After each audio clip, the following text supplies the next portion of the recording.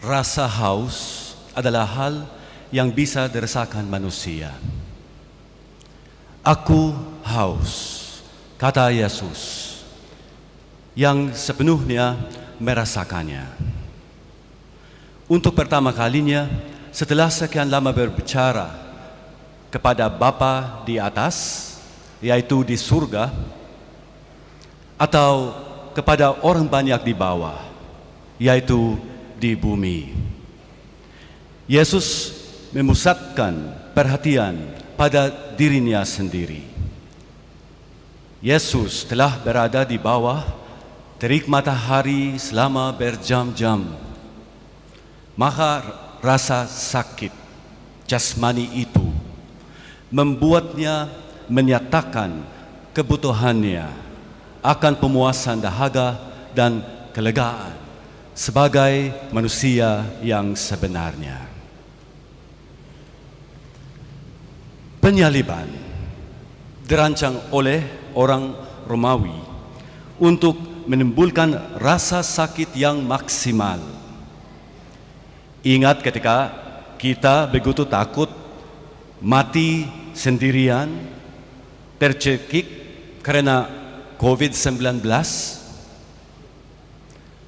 Ketika Yesus digantung di kayu salib, di dalam posisi mati, lemas secara perlahan. Tekanan pada paru-paru hanya bisa dikurangi jika dia mengangkat dirinya dengan pergelangan tangan dan kakinya dengan rasa sakit yang luar biasa. Namun, orang yang tersalib tidak bisa terus-menerus mengangkat dirinya dengan pergelangan tangan dan kakinya. Maka, orang yang tersalib pasti mengalami kematian karena tercekik, kehabisan nafas, dan karena paru-paru yang tertekan. Kematian dengan mengeringkan otot,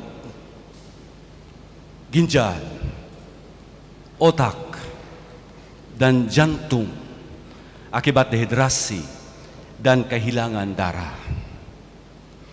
Ini adalah kehidupan yang mendekati kematian. Ini juga dekat dengan hidup kita. Apakah dahaga kita?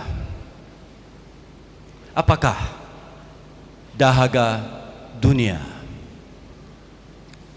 Mari kita dengarkan pembicaraan sebuah dunia yang haus dalam 7 kata juga, seperti Yesus yang haus juga berbicara dalam 7 sabda. Kata-kata ini berasal dari cerita nyata. Sebuah negara makmur di Asia masuk ke berita beberapa hari yang lalu. Salah satu kotanya memiliki tempat yang biasa didatangi oleh orang-orang yang ingin menghilangkan diri mereka dari dunia. Dalam sebuah wawancara, orang-orang itu mengatakan mengapa mereka memilih untuk pergi. Kata-kata mereka berlawanan dengan kata-kata terakhir Yesus. Mungkin karena mereka tidak mengenal Yesus. Cobalah untuk mendengarkan mereka, seolah-olah Anda sendiri yang melakukan wawancara. 7 kata dari dunia yang haus. Pertama, saya memilih menghilangkan diri saya sendiri karena hutang, lari dari kewajiban dan tanggung jawab saya. Kedua, saya ingin pergi ke tempat saya tidak bisa ditemukan. Saya akan pergi dan tinggal di surga saya sendiri.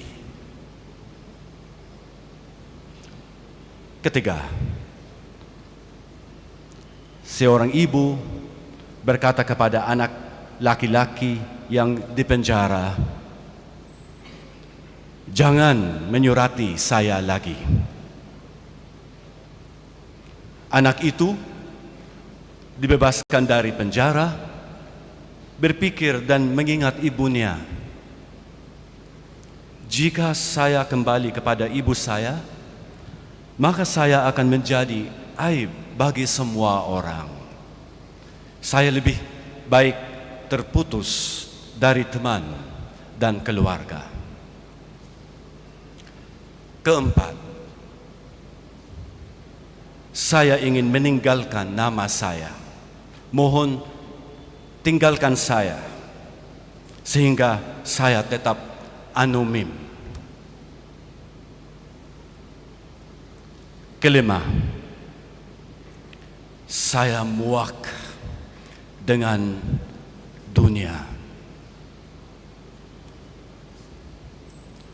Keenam, masa lalu saya adalah garis akhir, sudah berakhir. Saya hanya ingin menekan tombol reset hidup saya, mengulang kembali hidup saya. Dan terakhir,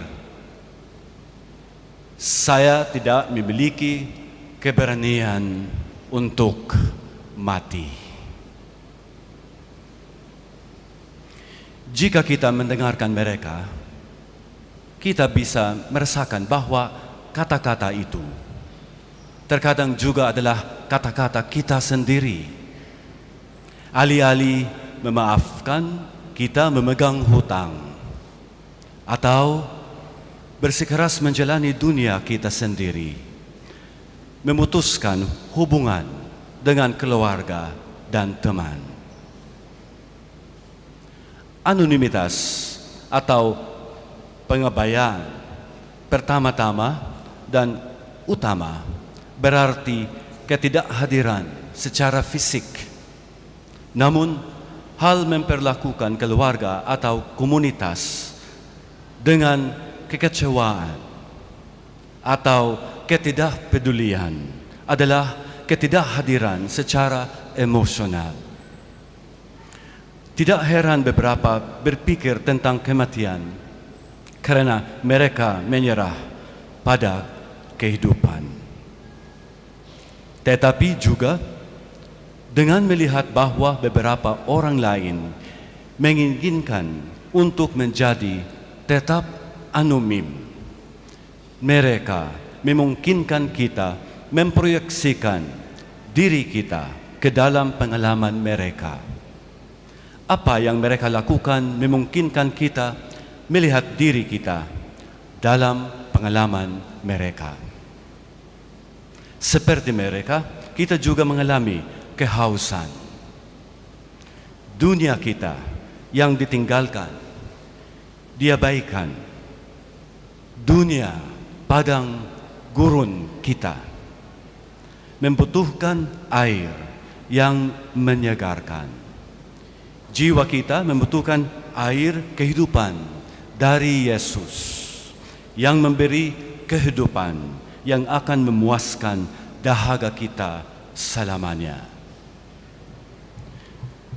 Dari sinilah kita belajar untuk berempati dengan orang-orang yang memiliki pengalaman sedemikian. Inilah kata dunia. Aku haus. Saudara-saudara, karena Kristus merasa haus, dahaga kita dapat dipuaskan. Karena Yesus merasakan emosi yang kita rasakan dan menjalani rasa sakit yang kita alami. Dia mampu mengatasi kerenduan hati dan jiwa kita yang terdalam dan menawarkan kesembuhan bagi kita. Oleh karena itu, mari minumlah dari sumber mata air keselamatan. Marilah kita menawarkan pelepas dahaga kepada dunia yang haus ini.